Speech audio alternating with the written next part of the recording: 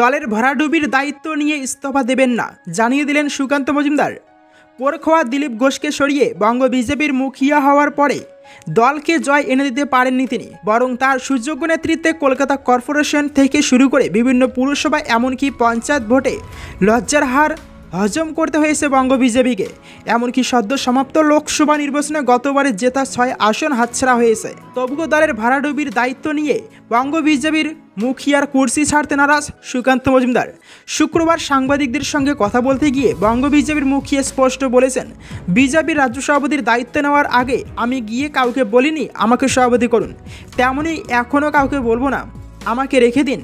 আমি সভাপতি পদে থাকবো কি না তা নিয়ে চূড়ান্ত সিদ্ধান্ত নেবেন দলের শীর্ষ নেতৃত্ব, তারাই ঠিক করবেন আমি সভাপতি পদে থাকবো কি না।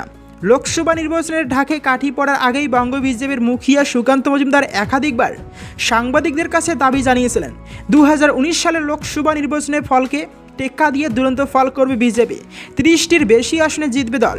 বঙ্গ বিজেপি নেতৃত্বকে 35 আসনে জেতার টার্গেট দিতে দিয়েছিলেন কেন্দ্রীয় স্বরাষ্ট্রমন্ত্রী অমিত শাহ। বাংলায় ভোট প্রচারে এসে একাধিক সভায় তিনি দাবি করেছিলেন কমপক্ষে 30 আসনে জিতবে পদ্ম শিবির, কিন্তু ওই দাবির বেলুন ফুটো হয়ে গিয়েছে। 30 আসনে তো জয় দূরের কথা, গতবারের জেতা আসনই ধরে রাখতে পারেনি বঙ্গ বিজেপি। সদ্য সমাপ্ত লোকসভা নির্বাচনে ভরাডুবির পরেই বঙ্গ বিজেপির অন্দরে দলের রাজ্য সভাপতি সুকান্ত মজুমদারের বিরুদ্ধে ক্ষোভ তুঙ্গে উঠেছে। ইতিমধ্যেই রাজনীতির বিরুদ্ধে লাগাতার তোপ দাগা শুরু করেছেন প্রাক্তন সভাপতি দিলীপ ঘোষ। তাকে মেদিনীপুর থেকে বর্ধমান দুর্গাপুর আসনে সরানোর সিদ্ধান্তকে কটাক্ষ করে বলেছেন হারা আসনে জেতার পরিকল্পনা করা হয়। এখানে তো জেতা আসন কীভাবে হারা যায় তার পরিকল্পনা হয়েছে বলে মনে হয়। শুধু তাই নয়, তার বিরুদ্ধে কর্মীদের খেপিয়ে তোলা হয়েছিল বলে অভিযোগ তুলেছেন মেদিনীপুরের প্রাক্তন সাংসদ।